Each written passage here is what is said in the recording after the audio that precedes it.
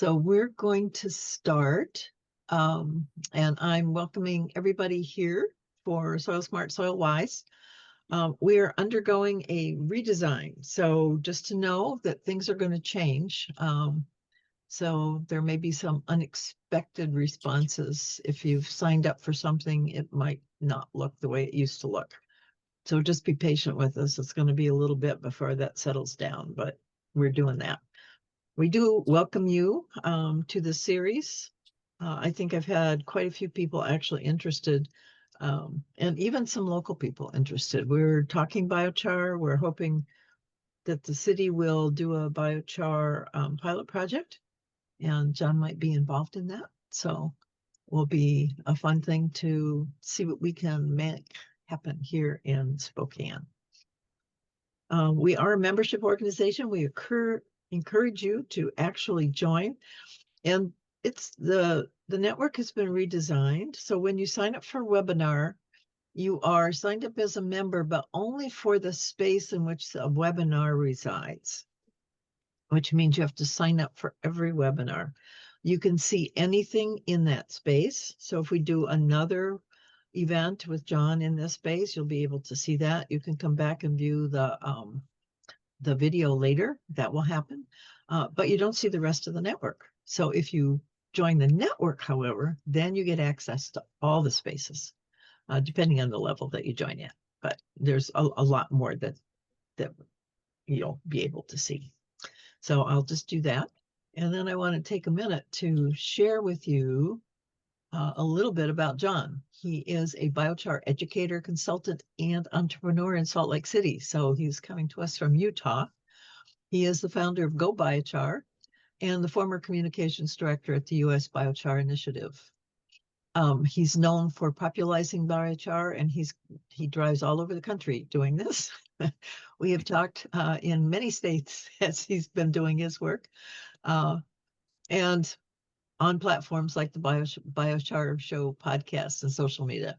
He is definitely a leading figure in the U.S. biochar community, and he's been very generous with his time with us in several other occasions. So we really appreciate him very much. He's a member of the 2025 North American Biochar Conference planning team and a director for biocharonSite.org, dedicated to biochar's stewardship for ecosystem resilience, which is really good because biochar gets caught up in the carbon capture world. So it's really good to see it actually used to heal the planet. So John, thank you for being here very much. Great. Let me see what I can do here to start taking on the share. And thanks, everybody. I'm glad you were able to make it today. Let's see, I think this is the one. And yep, that appears to be the one. So let me get it presented. And then I'll just start talking. So my name is John Webster. I have a company called Go Biochar. I founded the company back, well, I started with biochar in late 2018 and 2019. I was making it in my backyard, kind of like everybody that discovers biochar, we kind of all get into that. We all catch that bug. And so you can see here, this is me making it at this HOA project where we were doing some fire hardening around their properties. And then rather than chipping, we were converting the slash and excess materials into biochar. This over here, I get to play with fire once in a while. I've owned and operated a commercial kiln, but this is where I'm getting into also showing my capacity and education features for kind of the entry tech, whereas the commercial pyrolyzer is more the high tech. And then we have those mobile systems, and those would be the mid mechanical tech. And I'll probably talk a little bit more about those later on. So that's my company name. It's called Go Biochar. As Catherine said, I'm the development director for a group called Biochar on Site. It's something that I've been working with off and on since about 2022. And I came on as the development director towards the end of December of this past year. So it used to be called Biochar in the Woods, and now it's called Biochar on Site because it was more appropriate for what we do. And I encourage you to check us out on the web.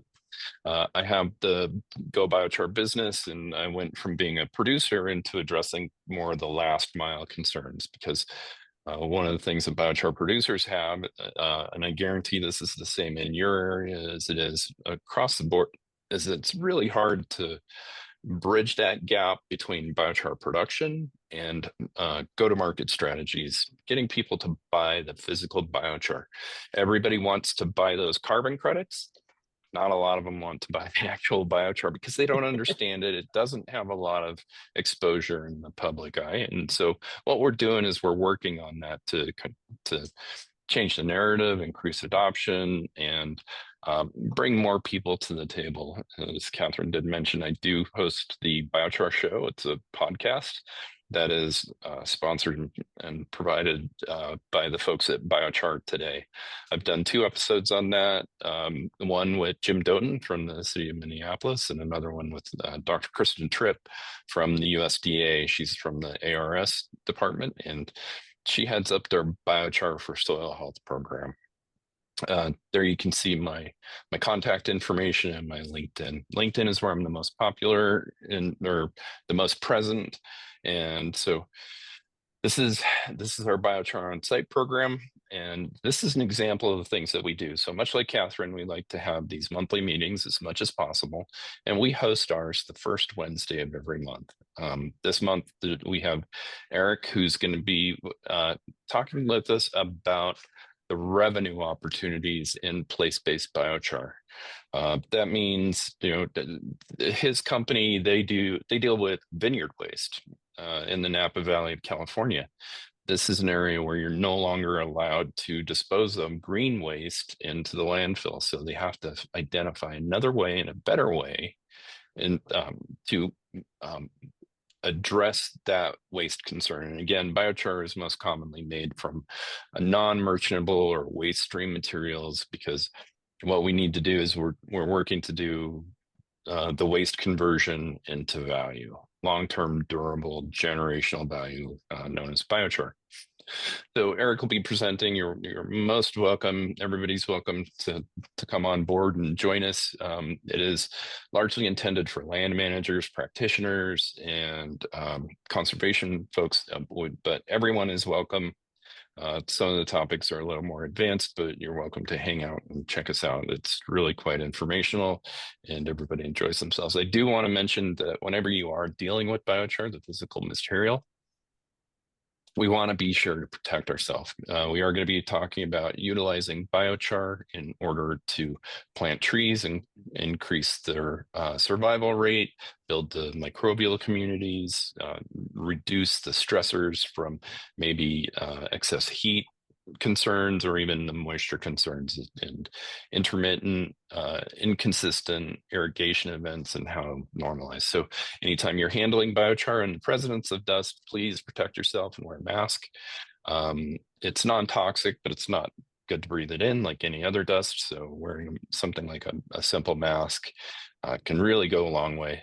If you do get it in your eye, don't rub it because it'll scratch it. It does have a slight abrasive quality to it. And then always have a plan. So if you are making biochar, many of us start in the backyards, others might start at more of a field level where we have a kiln like the Ring of Fire or some type of a fire pit.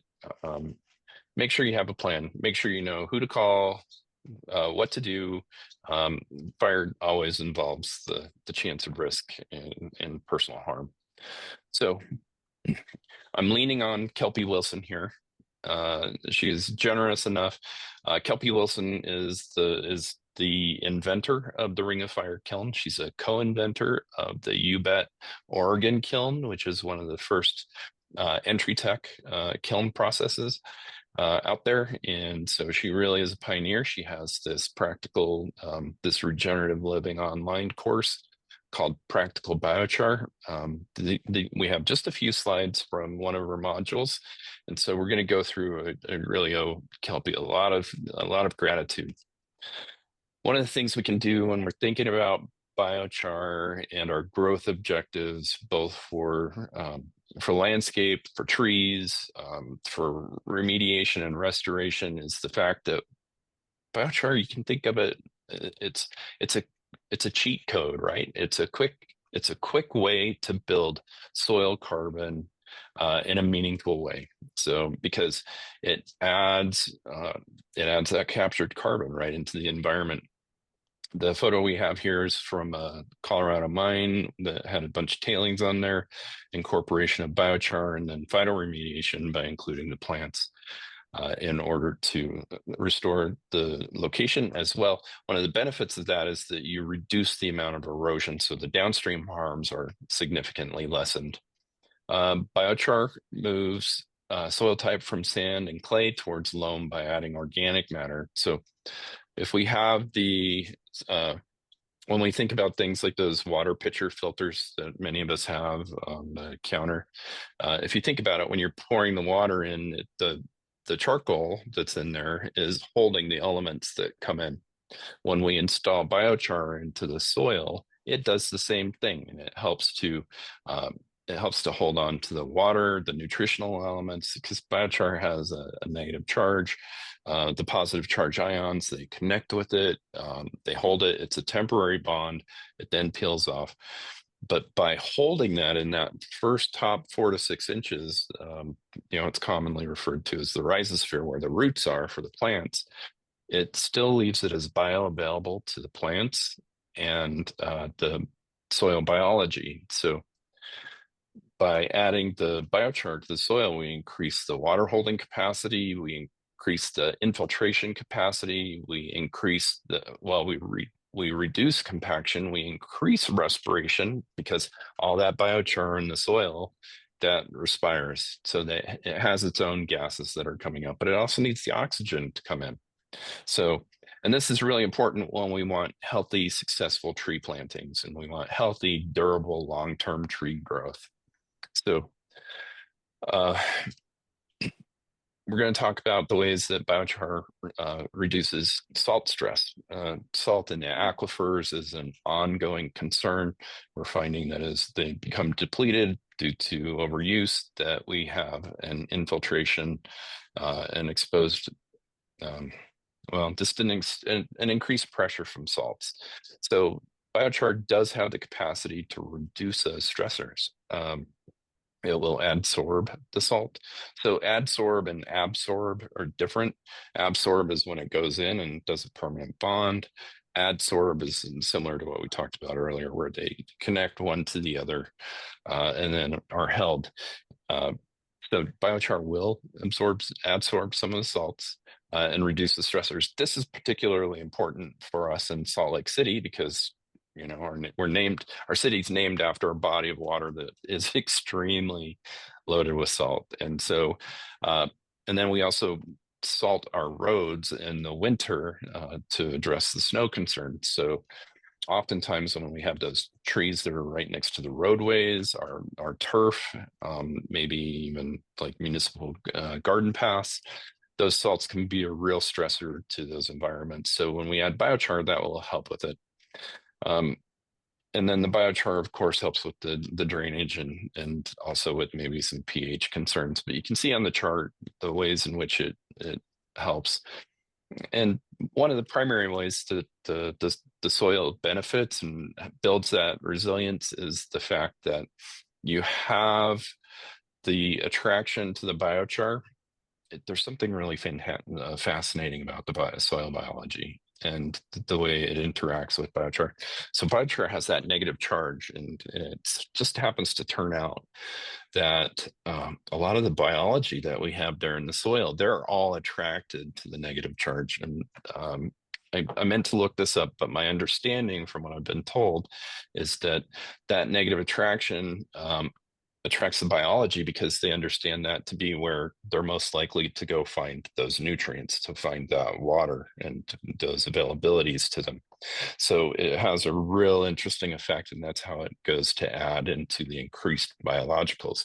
Now we know that when we get when we get this biology that comes in, that's when we see the increase in soil aggregates. Again, that's involved in the soil organic matter. We see that we have the increased density of aggregates that's made by the outputs of the biology and their bodies when they die. So again, biochar shows up for the wind by increasing that. There's a lot of, well, there's been a lot of confusion, frankly, over how it is that we can utilize biochar. What are the tools that are out there? Well, the good news is that the industry is advancing, and we're now finding ourselves with a very suitable suite of tools available to the public.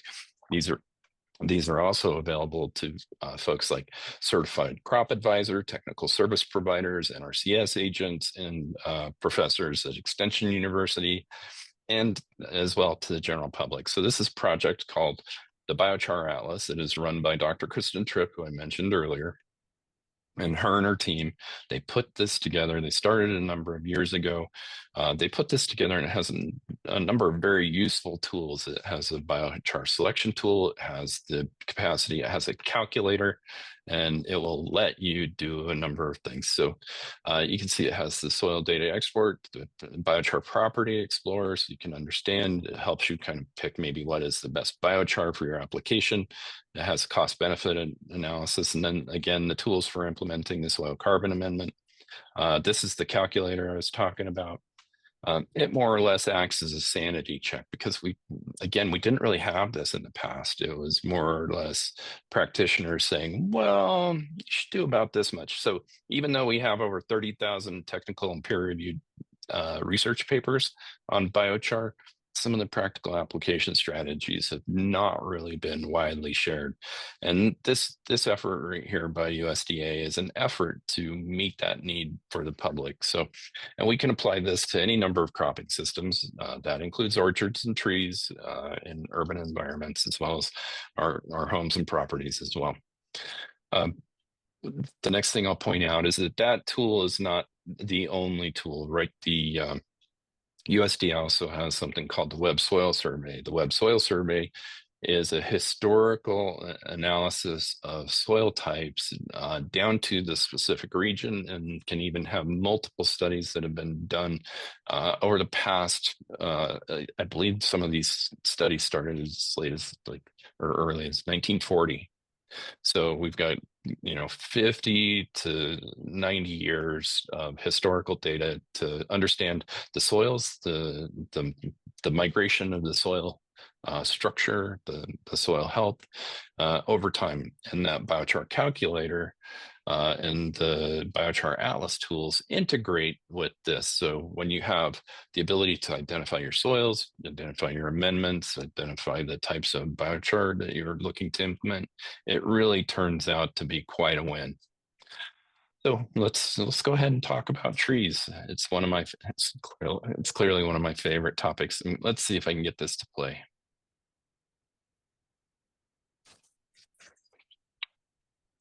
If there has sound, there Oh, is a little box you have to click in order to get it.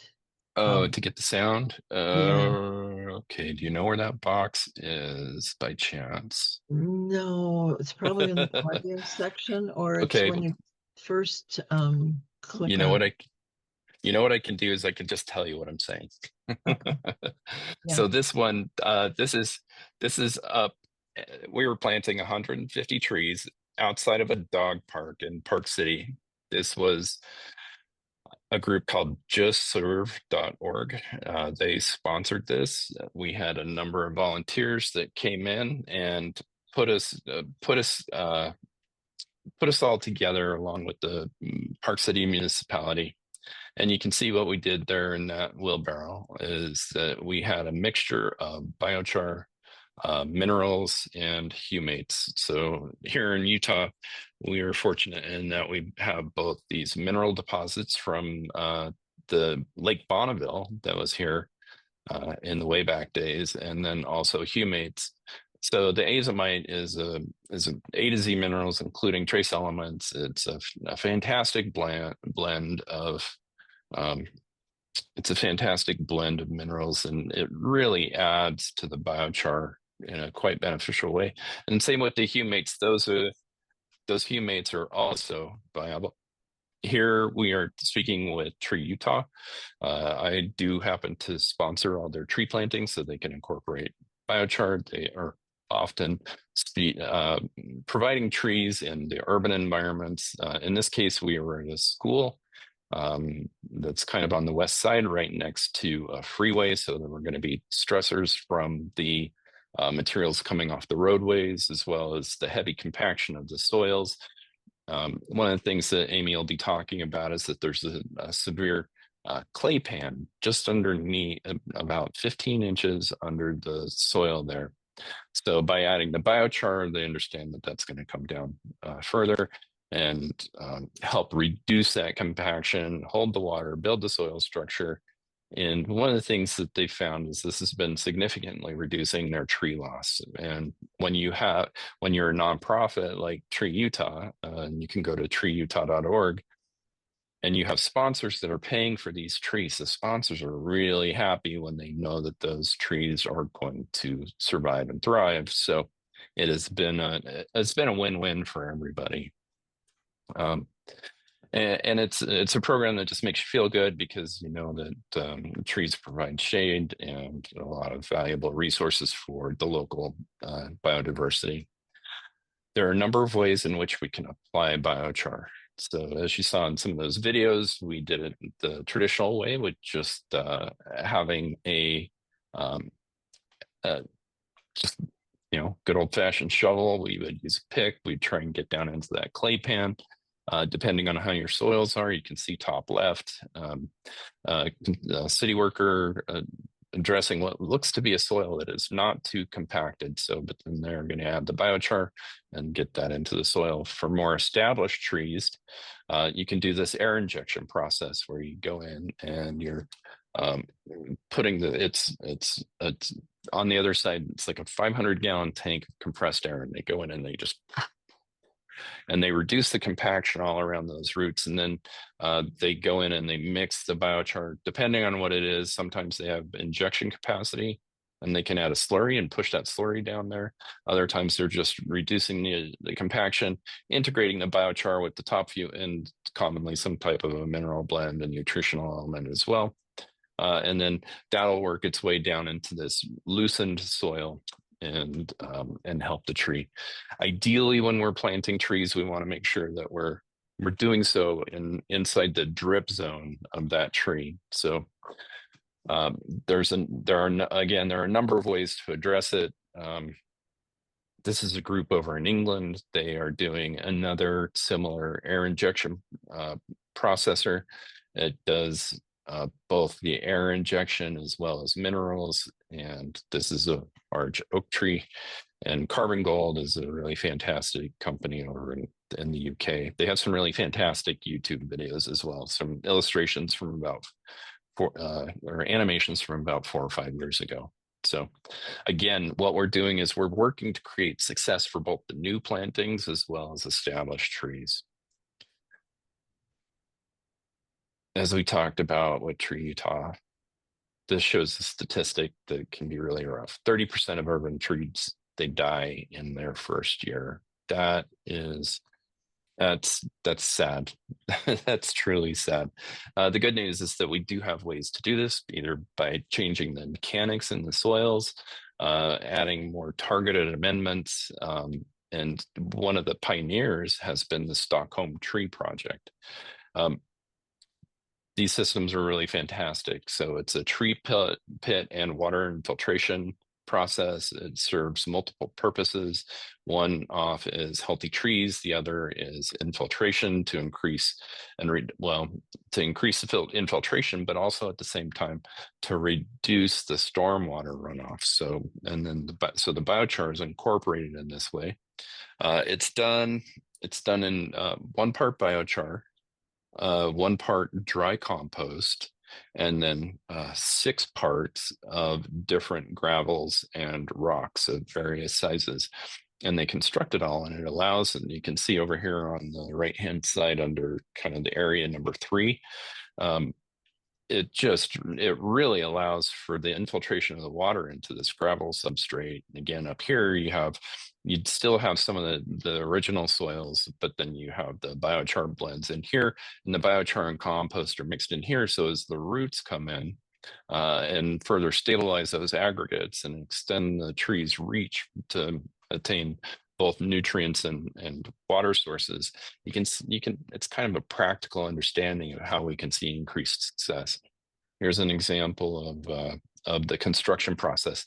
Now you can see here that some of the granite that we were talking about is quite large in size. And what they do is they start by putting the larger material towards the bottom, and then they work their way up with the smaller and smaller material. And it's typically in those the top range there that they're including the biochar and compost.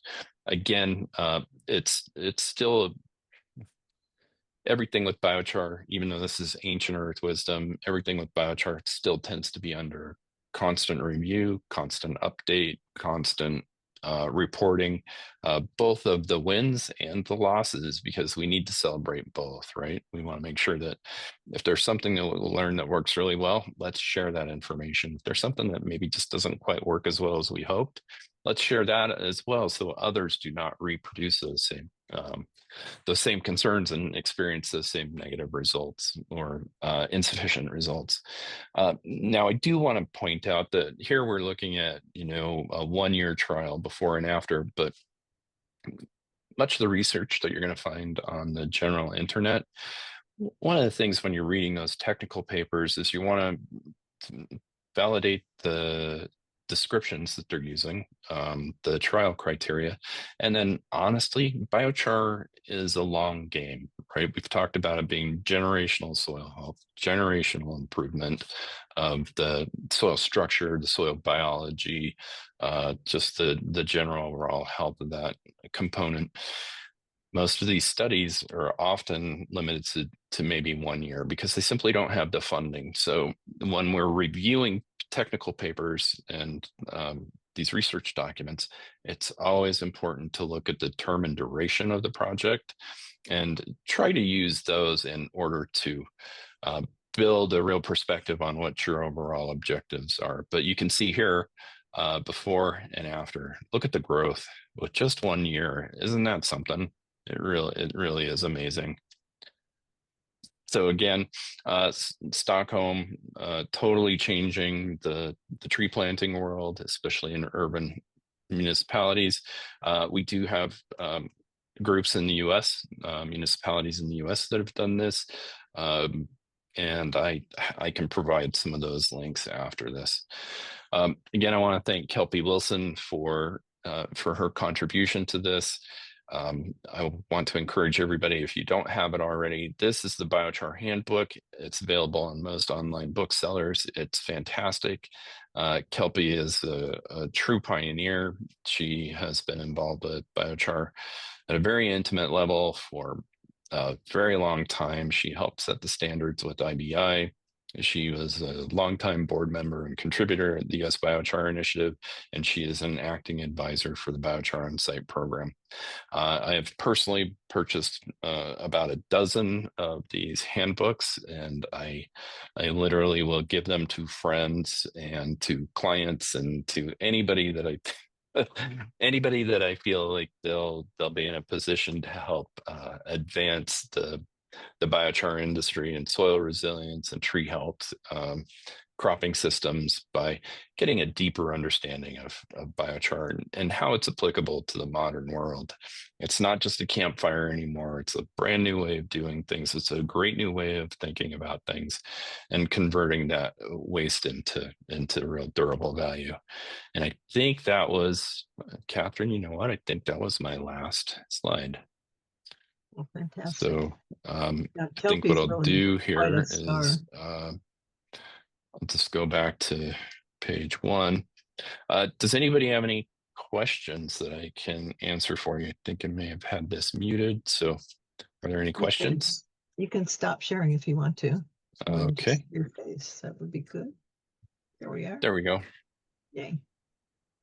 Um, So I'm, okay. yeah. John, thank Hi. you so much.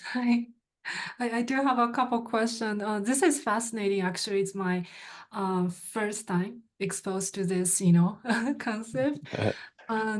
And so it's the first, it seems to be a very good, nowadays they call natural based solution. That's Yep. almost a buzzword in UN, like in the development stage. I do think, there's an opportunity to, scale that narrative so people know the benefit. So I have two questions. So so first is like, how is a biochar produced? But in the last slide, you have a book. It seems to me that the community can produce it themselves, right, by gathering the waste. So it's a very low cost productions, can be very distributed, like decentralized in a way that, Yeah, yes. absolutely. Okay. So You that's can make it almost in your answer. fireplace, actually. You Yeah, can yeah. you can Dan, could make I it. get you to move your screen so we can see your whole face? Oh, There you go. Would you like, so that was your first question. Do you want to ask both questions and then I'll answer both? Or should I just start with one? yeah, like because first I saw like, what if, there's a business like they realize the revenue potential and want to bring to a industrial scale, and then they're gonna be some discussion about, okay, what's the source of energy if you're gonna mass produce, are they using a fossil fuel or renewable energy? So those kind of things. So what's the I don't know Yeah, how to you know say what? it. There's these Yeah. are very very excellent questions, and let me see. I'm gonna look up while I'm talking to you. I'm gonna look up an old presentation that I can show. But so first off, the nature-based solutions, it absolutely is that, because all we're doing, nature invented this, right? Nature has had hundreds of millions of years to create the first spark, to create the first biomass, to create oxygen. And then once we had that spark, oxygen, and biomass, we had fire. And so once we had that, then that's when we started building up more and more carbon on the surface of the earth. I mean, we literally owe our lives to the top 6 inches of soil and the fact that it rains. So now with the biochar process, anything from making it at home, and you can literally make it in a tin can at home. You can make it in a barbecue at home. If you have a fire pit in your backyard, you can make it there. And then, as you saw in the book, there's a number of processes that we have. We have something called the U-bet kiln, which is a low-profile kiln that's about 5.5 feet wide, 24 to 36 inches deep, depending on how it's made. It's in a square shape with slanted sides. That was one of the first kind of place-based kilns. There's something called the Kontiki, which has a shape just like a similar coffee filter. That is really popular overseas. Kelpie invented the system that's called the Ring of Fire. I wish I had a copy of her book out here because I could show you the pages, but the Ring of Fire is real simple to put together. It costs about $2,000, and it comes apart really easily. So you can take this to the site, you can assemble it. You can literally fit this thing disassembled. You can fit it in the back of a Subaru wagon. It's super practical. It can be taken up on the hill. It can be taken any number of places. So, but then we have the mid-tech solutions. Those are the mechanical systems. Those include there's 3 different companies in the US right now that have these mobile carbonizers that are run on an air curtain. So think about having a box and then they push air in a circle. It comes down into the chamber. It provides complete combustion of the gases. So they have very efficient emissions, and they can process a lot of biomass in a day. Some of them have been configured to have biochar as output in addition to doing the biomass mitigation efforts. So that can be instances in forestry, it can be post-disaster and cleanup efforts, it can be, depending on where you are, it could be construction remnants with the clean waste. It can be used in cleanup for just a lot of municipalities, and even my understanding is that pretty much every military installation in the U.S. has one of these air burners. A few of them do produce biochar, by and large. Most of them don't. But we're seeing an advancement in these types of industries where they're focused on supporting the nature-based solutions by having biochar as output. And then after that, we do get to where we have the large-scale commercial systems. And so there are some folks that have been very innovative, and they've found a way to change the output from those bioenergy plants. Instead of being all ash, as we've seen in the past, it has they can effectively do this tuning to it and then have a higher carbon material that comes out that qualifies as biochar. I've used and sold this material, used it in my own yard, in my own gardens. I've sold this to a large number of customers and had tremendous success. When those biomass facilities leave more of the carbon, they are giving up anywhere from 2 to 4% of the energy output, but then they're creating this value stream that's coming out of the back end instead of a waste stream.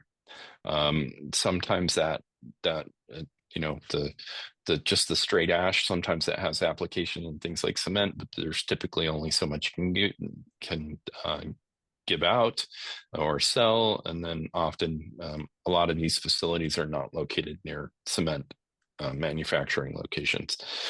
So when you have carbon, the carbon is, I mean, you know, it's simple. It's carbon.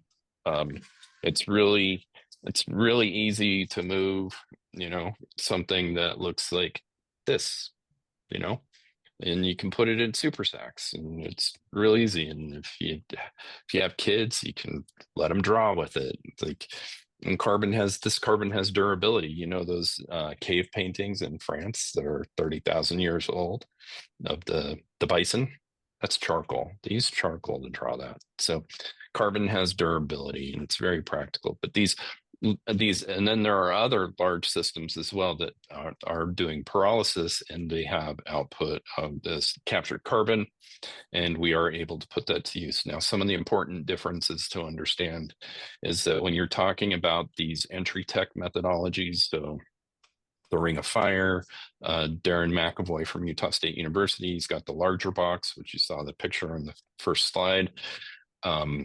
There's that, the Kontikis, the UBET or Oregon kilns. Those are excellent at kind of the land stewardship level. That's, you know, and you could be a landowner, you could be a homesteader, you could be a municipality, any of these things. And you can make the biochar on site and then apply it to the landscape for any number of reasons, including cropping systems. Now, when we do get to more of the industrial ag, when we get to where you're dealing with, you know, anywhere from, so commonly, depending on what type of biomass you have available to you, once you hit a certain point of land application requirements, you want to move to these commercially produced items. And there's a couple of reasons why. One is consistency. We need to be able to trust the consistency. You saw that biochar calculator earlier in our conversation. That is reviewing commonly, the most common review is for industrial scale biochar. And the biochar production facilities that have carbon credits, they have to maintain strict standards for the input, the output, and even the transport away from the facility for the carbon accounting, because they are also the ones getting the carbon credits. So so the carbon credits were both a financial mechanism as well as kind of a quality assurance mechanism, because they're only allowed to vary by maybe 10% in their feedstock without having to retest everything and start over. So lots of consistency. It's called MRV, monitoring, verification, and reporting.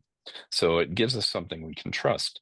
So when we have cropping systems, when we know that we're working with a producer that has biochar created in this type of way, well, we can develop and count on the trust that this material will be the same size, pretty close to the exact same qualities time after time. And so when we're distributing that over large acreage, that consistency is of utmost importance. We want to make sure that we have an understanding of what we're putting into our soils, because those farmers, they're going to know their application rates. They're going to know how deep it was incorporated into the soil.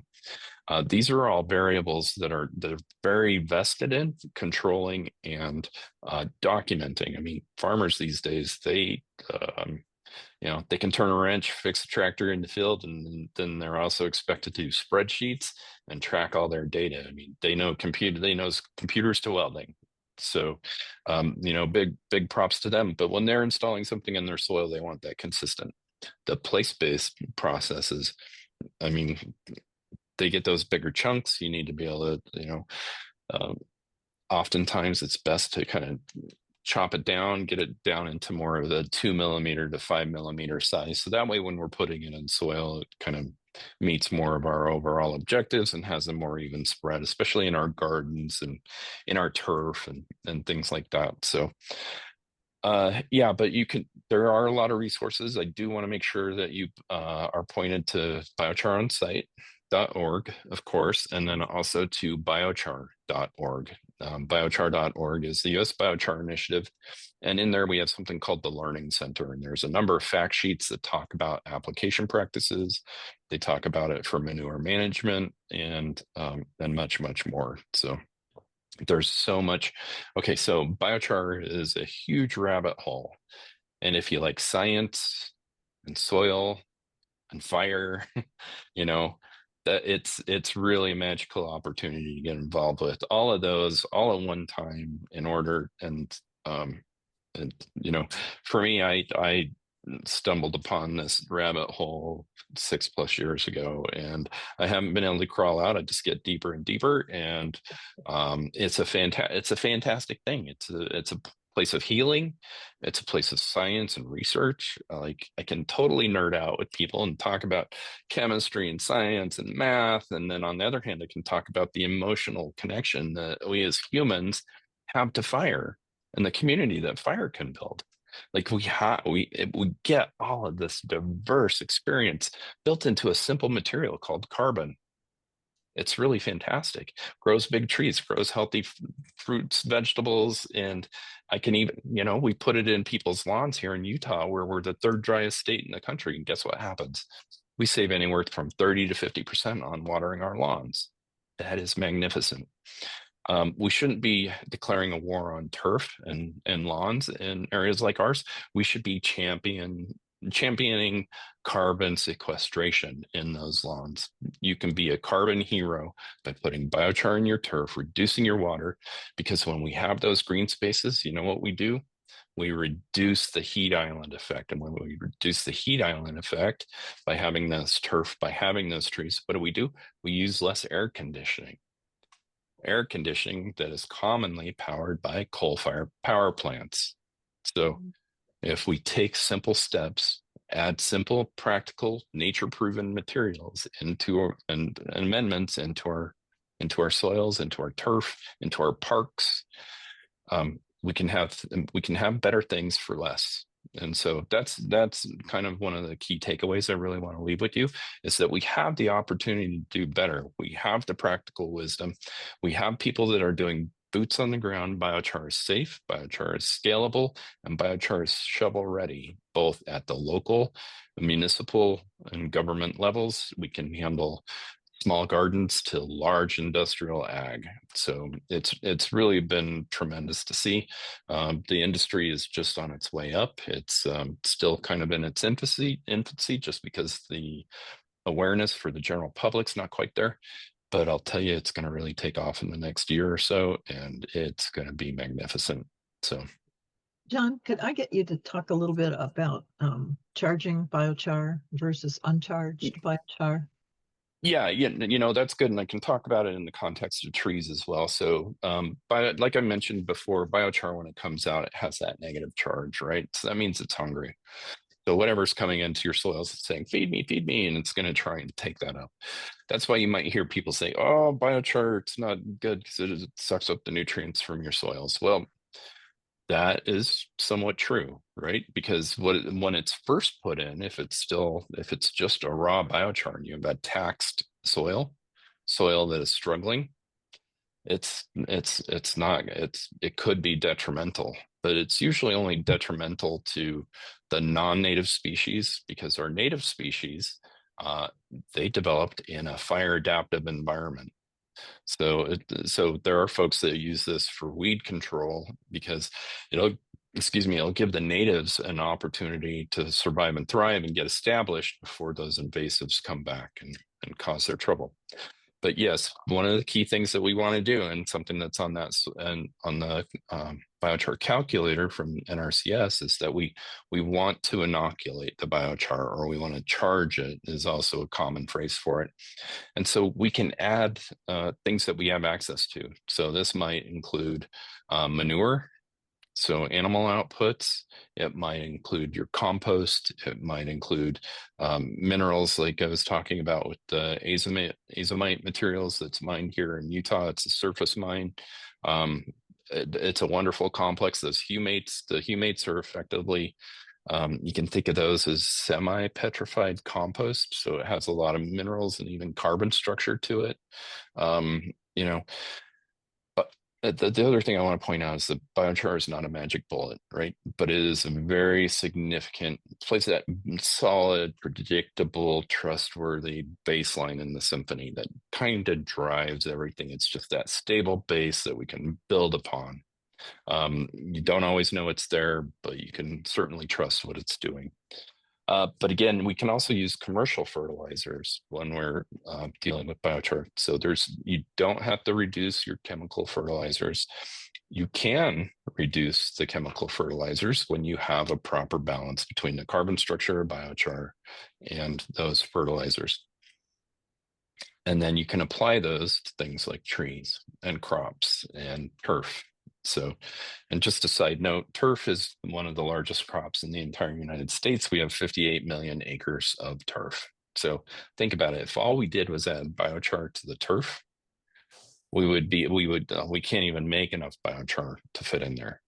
We would be playing catch up for years if everybody was just required to put a 1/2 inch to 1 inch of biochar in their soils under turf. There'd be a tremendous amount of carbon sequestration, and it would take us literally decades to catch up just to that. So there's tremendous opportunities. What I like about it, so I did an interview with Davey Trees at Climate Week last year, and they said inside their tree mortality rate, that mortality rate dropped by 90% on the plantings when they do tree plantings. They're one of the largest arborist organizations in the entire United States. They also have the franchisees in Canada, and I believe that they actually have some global presence as well. But they have their own. They believe in it so much, and well, let's not say believe. They understand the science and practical application of enough of it, but they were willing to invest several $1 million in buying their own commercial pyrolyzer. And so they make their own biochar and they install it in the soils that they manage. So that includes trees, shrubs, and turf. So again, we can see that commercial adoption. That again is an indicator that the industry is growing up. We're going from enthusiast to industry. We're making real progress, measurable progress on a pathway to resilience and practical nature-based solutions. So yeah, again, I don't think it came up on the slide deck, and I'm not sure why, but if you go to gobiochar.com/trees, I share my ratio on the mix that we find is very agreeable with the majority of the tree species that we're planting here in Utah and with Tree Utah. So depending on the size of your application, it can be very beneficial. And then let's see if I can find the the page, I'll bring it up and we can talk about it real quick. I have some illustrations that I'm going to be building around this, around the mixes. So that way it kind of makes a little bit more sense for everybody. But here we go. So this is on my website. Even though I'm always trying to put out information. There are a lot of folks that don't give out this type of information because they're trying to make it proprietary or kind of a trade secret for themselves so they can get the leg up on their competitors. But as far as I'm concerned, all I care about is getting carbon in the ground and putting it to effective long-term durable use. And there's not much better than trees, right? And the fact is that we're making the biochar out of trees and the tree waste, because one of the things that people don't think about is, yeah, it's fun to go plant trees and we get a lot of messaging around that. But the thing that we're often missing is that we're missing the fact that those trees require maintenance and then they need to be addressed at end of life. And biochar brings that circularity right back because it's different and it's different than decomposition, because decomposition does add some nutrients and other elements into the soils. But by and large, most of it, as it decomposes, goes back up into the atmosphere. When we create biochar from it and we mimic that natural fire cycle that has long been missing in the human settlements in our cities and rural areas, by mimicking that fire cycle and returning that type of carbon back to the environment, we are again providing the complete circularity that was effectively intended by nature, or as we say, it had millions of years of research and development. It was known to be a proven strategy. So we're doing that with biochar. But effectively, I've got here the mixes. I show you the tree container in size. Bare root trees, of course, you kind of want to estimate the size of the hole that you're doing and then kind of give a best guess on how much you're going to want to apply. But the tips and tricks, things like getting the biochar wet first is always helpful. You can look at the different types of mycorrhizal fungi that are successful. There's this blue bin called Mycos. Tree Utah uses that. A lot of the other tree planters I work with use a similar thing. There are different strains. Depending on your region, you'll kind of want to look into it. You can often call your local extension university and ask whoever's on staff there. They'll have a consulting professor that can tell you what is most likely the best amendments to add in your tree planting, your tree and shrub plantings. So, but again, real simple methodology, simple mixes, totally affordable. So for example, I'm suggesting that you use azomite and humate. Both of these materials here, I buy them from the local farmers cooperative. It's like 20 to 25 bucks for a 40-pound bag. And you can see that the ratios, like for 5 gallons, like when I'm mixing it with 3 gallons of biochar, I'm using a half a pound of each. So you can see how these materials become really practical. A few extra, like literally only a few extra dollars when we're planting those trees. And then the next thing you know, you hear stories like those of Davy Tree, where they're saying, we reduced tree mortality by 90%. Stories from folks like Tree Utah. We greatly reduced, they don't keep actual stats, but they can say, look, we significantly reduced our tree mortality rate. And so they've been using it now for several years. It works. It works. So, that's my experience. It's practical and it works. Van, did you have another question? Yeah, this is very interesting. I think I do need to maybe do some research a little bit. So my background is international development. So I immediately think about in Africa, let's say, Nigeria. The problem is when they are just fetch the roots and cook, and then there's a lot of pollutions. So now, a lot of development partners were distributing the solar cook. But Yeah. then is there a way we can, because they also have a food, insecurity there. Yeah. So is there a way they can find a way to cook the food, and Yeah. also maybe the fire gonna keep going to produce biochar, and then they can apply in the garden or in the Yeah. field. But how does that work?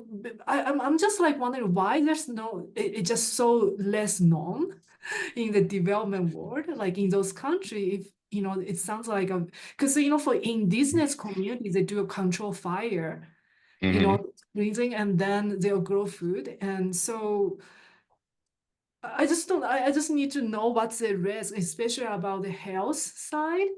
Yeah. Because now, they spend a lot of money to transition like those, cooking method to solar cooking. So we need to really create a better, case to say that, okay, maybe there's a way we can still incorporate the producing biochar and can meet the double needs and then reduce, pollution. So that's the part I'm less clear if you can.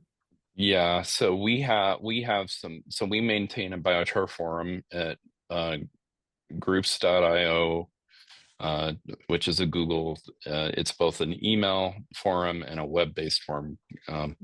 It's biochar.groups.io. And we have extensive conversations about exactly this topic. So one of the things I'll bring up is that there are groups that have been working on clean cook stoves for a number of, actually many decades, and they do use biomass. There's a growing number of stoves that are available out there that are the clean cook stoves that also generate some amount of biochar from the fuels that were utilized. So it has a way of saving that carbon. So it uses the energy that initially comes out of that biomass for the cooking. There are also ways to make these clean cook stoves that generate biochar by using, there's a process that literally uses 3 stones, and you put your stove on top and you put in the biomass one way and just slowly feed it. It'll build up a carbon base. It'll last for the duration of the cooking, and then you quench it, and then you put that charcoal, that biochar, into the soils. There's a way to do it with bricks. But yeah, there are extensive conversations around exactly this. There are well-established programs that are doing exactly this. Like there's the Warm Earth Foundation. There's the I'm just spacing the name. The Plant Village. The USAID had programs. In fact, I had 2 conversations this past week with people working in countries in Africa that their primary focus was subsistence biochar. So teaching people how to make the biochar, how to incorporate the biochar from local resources, making sure that education includes things like not stripping out native critical vegetation, understanding that waste is the #1 material that should ever be used in the production of biochar for their practices, how to charge it. Many times they include it with animal outputs. Sometimes they even just pee on it themselves. So because that'll work, right? It's just an issue of finding a nutrient base to add in the component. But yeah, there's actually quite a bit of progress in this. There's even an extensive number of technical and research papers on this that you can find on Google Scholar. If you want to go ahead and email me after this, I can point you in the right direction for a number of these things. And it's just the john@gobiochar.com, and I can help you out. But those are excellent questions.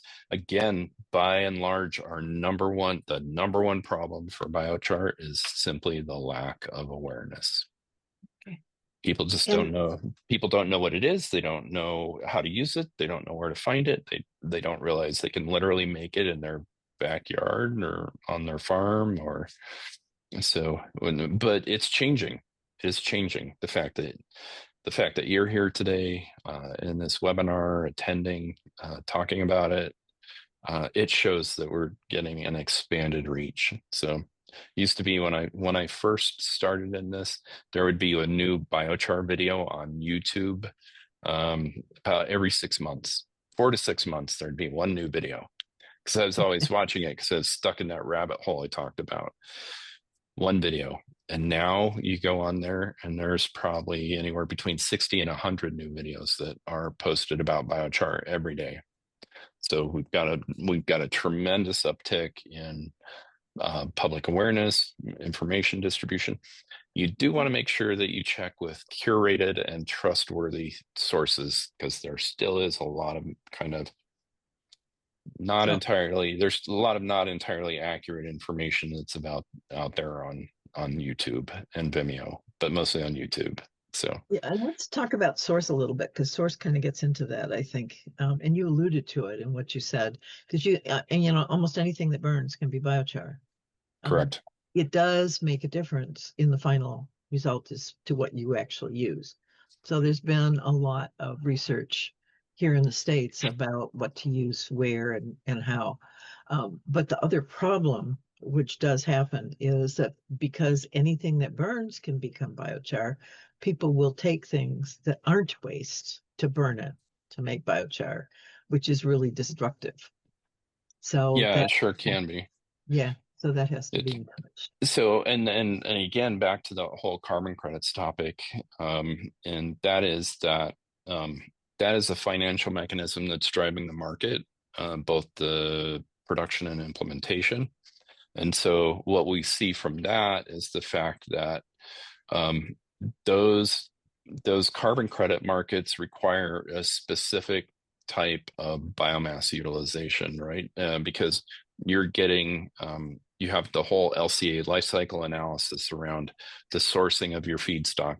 So yeah, so that is one thing that we do always work with on our communications, and that is using in fact, we don't even always reference it as waste material, right? We often talk about it as being non-merchantable, because if somebody doesn't want to buy it, chances are there's not a lot of opportunity for its use and implementation. So, because there's only so much wood, there are only so many wood chips that you can add to a compost pile.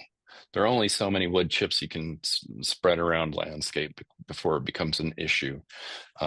So by creating biochar out of a lot of this biomass, we can solve those material management concerns, right? So you might call it troublesome biomass. You might call it, in forestry situations, we often call it hazardous fuels, because that's where the fire risk comes from. But yeah, we're making biochars out of manures, so animal manures, and even things like sewage sludge from municipal sewers. So one of the interesting things about that is the process. Actually, very, very interesting thing about that is that we have this really prevalent problem with PFAS. And we're showing that commercial grade systems, these high-tech systems, can be used to process that sewage sludge, break out about 90+% of those PFAS contaminants, effectively break the chains and get rid of them from the output material. And then we can literally take that charcoal that's made, that biochar that's made, and we can use it as an upline filter to filter out this contaminants. And then since it was made in that system, we can think about it as a reusable component, because we take that material and that biochar, after it's done the filtration work, we put it back through the system, burns off those contaminants again. And since it was made at the same temperature, the carbon still sticks around and we can use it time after time. It's a refresh, much like when you have those bags of charcoal that you use for odor control, either in your fridge or maybe your gym bag, and they say just set it out on the window to refresh it. It's kind of the same principle. So we're finding new and innovative uses every day for this. In terms of additional components, so when we are doing with manures or maybe crop residues that are the Yeah, that's extras, what I was thinking, sugar cane and rice yeah, straw, the big ass, the wheat, rice all straw. those kinds of things. Yeah. So, for example, rice, the rice hulls, when you convert those into biochar, they have a really amazing amount of silicate that's left in there. And they make an extremely effective water filtration biochar. When we use, I actually have to go, but thanks for this, John. But you talk about high tech solutions. I'm kind of feeling, well, I say a side note is that I've became aware of biochar probably in 2013, 2012, and there was an article in some popular magazine that was 8 technologies that will save ourselves on the planet, and biochar was Yeah. one of them. Yeah. Oh, great. Just as a kind of a quick note, and I really appreciate the idea of a natural. It can be a natural based solution, but my question is, I think, is some of the high tech solutions you kind of mentioned tangentially. I think these are pyrolysis furnaces Yeah. that, Yes. and my sense that there's certainly a place in Africa for kind of do it yourself small scale, but there might be also a place for these larger systems if managed correctly. And to that point, Fan, I would say, like to your question of like why aren't we doing more, is because the freaking universe, the World Bank and people, they don't want natural solutions. They want things they can make money off from. They want high tech solutions, and that's a little bit of commentary from me. But I think Ben biochar can fit into a higher tech solutions, but it could it can drive towards nature based solutions. So yeah, so I just the question is, what do you think about these the more complicated pyrolysis furnaces or ovens, and how does that fit into what you're doing? That is a fantastic question, and I absolutely support the industrial production and use of biochar. These systems, depending on the Can way you you're turn up the light on? You kind of went dark there. Well, I'm sitting on the back porch and the sun went away. So Oh, let that's what me, it is. Okay. yeah, I sent a quick message to my family asking them to turn up the lights for me, but I don't think they're seeing it. But there we go. Thank you so much. Yeah. So okay. So those commercial systems range anywhere from about $1 million to, so for the most commonly purchased these days, they're anywhere from maybe $1 million. Some of them are a little bit less, up to the $5 and $10 million. And then you have your extra expenses for your biomass handlers, your input feed augers, your output conveyors, your quenching system, the permitting, the pad. That all does add up. So typical installation practice for a commercial biochar facility is, if you're going really fast, maybe 18 months. A typical install turnaround from concept to running facility is typically 2 years. But we have more and more of these commercial. So you're right, Carl, in the fact that in the past it's been like it's all very commercial driven, which frankly we're fortunate for. Those carbon credits, the bulk of them are being produced by these commercial systems. We do have folks that do have well-established offtake agreements where the industrial applications like fertilizer, cropping systems, the growing sector, the use in asphalt and concrete are making these large high-tech systems viable. Again, when we talked about the bioenergy and we talked about those are actually using something called a wood boiler, and they're modifying the wood boiler to have that high carbon output. So we have scaling that's going vertically with those systems, because we have bigger and bigger systems that are becoming available. Like that mid-range in the $1 to $10 million, you have groups like RD, you have Pyreg, you have BET, Bioenergy Techniques, you have Vesta, and you've got a number of a wide range of other companies that are out there that are making these systems. And then in the higher tonnage for processing, you have groups like VOW, it's VOW ASA, and then ICM, and a couple of these other groups that specialize in these very large, very durable 20-year runtime type systems that are now making biochar. So we are seeing the increased adoption at that industrial level. One of the things that people like about those It's a lot like things like DAC, right? It has blinking lights. The banks like that kind of stuff. They like hearing terms. Infrastructure, they like the blinking lights. They like to see those big stainless steel pipes. But so that means we have two critical pathways to scale. One is we have that vertical pathway. And then when we're talking about, which is what US Biochar Initiative is focused on, it's much of what the International Biochar Initiative is focused on, because a lot of those groups are under directives, utilize a lot of biomass quickly, reduce the wildfire risk, use up those non-merchantable biomass sources, and create biochar that we can use in all these applications for modern human life. And then we have the biochar on site, which can scale massively at the horizontal level. We can get hundreds to thousands to millions of people doing these small scale conversion of local biomass into biochar. Again, when it's the waste stream or non-merchantable materials or doesn't have any other suitable use, we should always use those extra materials in things like compost first. And we all know that.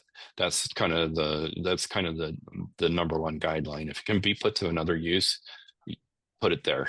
But otherwise, we're starting to find those areas where they don't have another use, and that's the material that we're using. But when we scale in both direction, that's when we're going to see the largest amount of carbon captured and utilized. And that's kind of one of our key objectives right now in the larger industry. And frankly, for those of us that are concerned about the environment and changing climates and building resilience and feeding our grandkids. So one of the things I've seen happen with some of the larger firms too, with the larger furnaces, is that they actually design to use the heat for heating. Oh yeah, they do. You can actually use that's a really key. That's a really important part of it's my understanding. The important benefit of the larger pyrolysis machines is they capture gases for heating and other uses. So it's not just expelled out into the atmosphere. And just lastly, like a particular example of something that doesn't have much of a use or maybe any use. Somebody in the LA area told me that palm fronds, they're not, landfills don't take them. They're an ideal candidate for biochar because they are. The palm fronds, things like sugarcane bagasse, those are all under development. I've personally visited facilities. Yeah, I've personally visited facilities that are focused on things like sugarcane bagasse. I work with producers that specialize in it. Sugarcane bagasse has a super unique pore structure that has a tremendous number of applications. And then also you were talking about recapturing those gases. The bulk of all those commercial pyrolyzers I mentioned, they can get started with just one of those 5-gallon propane tanks. So John, and that's and then they reburn the gas, and then their emissions often go through some kind of process to nominalize the emissions, and then many of them are doing district heating. And so they're heating office buildings, swimming pools, apartment buildings, things like that. So again, that LCA line, the life cycle analysis, we are entirely focused on optimizing every step from input to output. So that is what's unusual about our industry. No other industry has the level of scrutiny and reporting requirements as very few. So, but by and large, we're one of the most observed and data-driven industries that are out there, which you wouldn't know it. You wouldn't know it, but it's true. Yeah, Ben, this you have is another fascinating. Yeah. So very quick comment. So basically, what you are saying that we also use this as a waste to energy conversion. Yeah. So then wow, this so many. Now I'm just so excited about the potential. I'm definitely gonna write an article about this. I've written a lot of newsletters and blogs and doing podcasts, and so I'm more than happy to help you. So please reach out and let's work together. I'd like to reach out and get your wisdom to how to apply in the development field. Yeah. And again, you can go through that whole archive on the biochar.groups.io.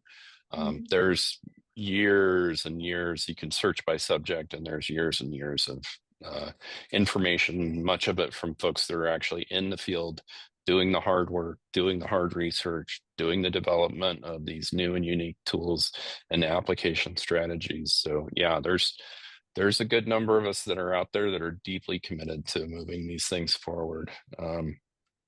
So yeah, just it's the right thing to do. And it feels good. It's a place of healing. So, and I Thank know, you, John, so much. Yeah, you're you are welcome. such a So, fount of wisdom. I tell you, it's really wonderful. So I really enjoy having you on very much. yeah, I had a great time. So I want to share my screen for just a minute. This is a little plug for Soil Smart. So we'll be doing a fundraising. Oops, I didn't mean to do that. We'll be doing a fundraising thing very shortly. Well, I don't know what I did or how to change those. And there are ways that you can support us now. Membership is really the best. We really, really, really would just like to have you join us for membership. And as I said, that's going to change. So it will be a little different going forward.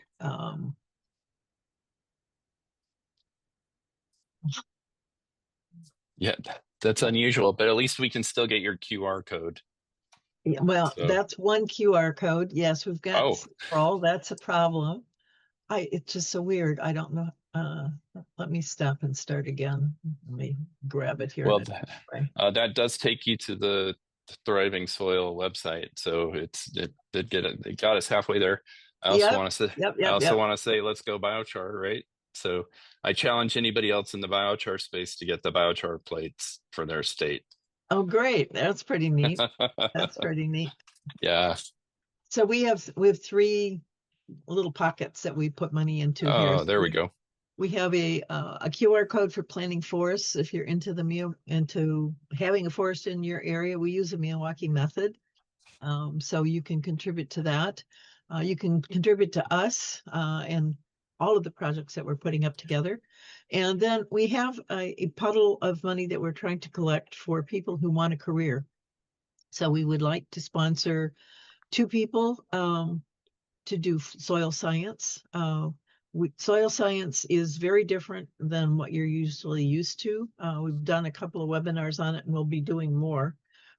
They actually look at the soil through microscopes so they can see the life in them, which is very rare. When we talk about soil enhancement or soil health, people talk about nitrogen and pH and those kinds of things, but they aren't really thinking or understanding the life forms that make up the soil or the structure that makes up the soil. And so this is a much deeper look at how soil health works. So we want to get 2 people trained in that. We do have some local folks, but we're looking for others.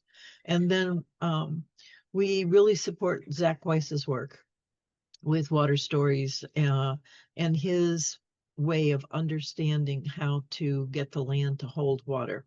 So we have 2 people who are trained in that as well. And we want to train another person in that. So those are ways that you can support us. If you would like, we would really appreciate you doing that. So thank you very much for all of this. John, you're a star. Thank you. Absolutely. Thank you.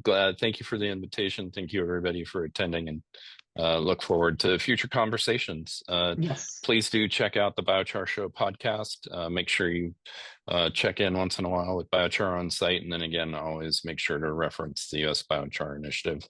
Great fountains of knowledge and information. So yeah, we're thank you, actually everybody. hoping to have a couple of projects here in the city.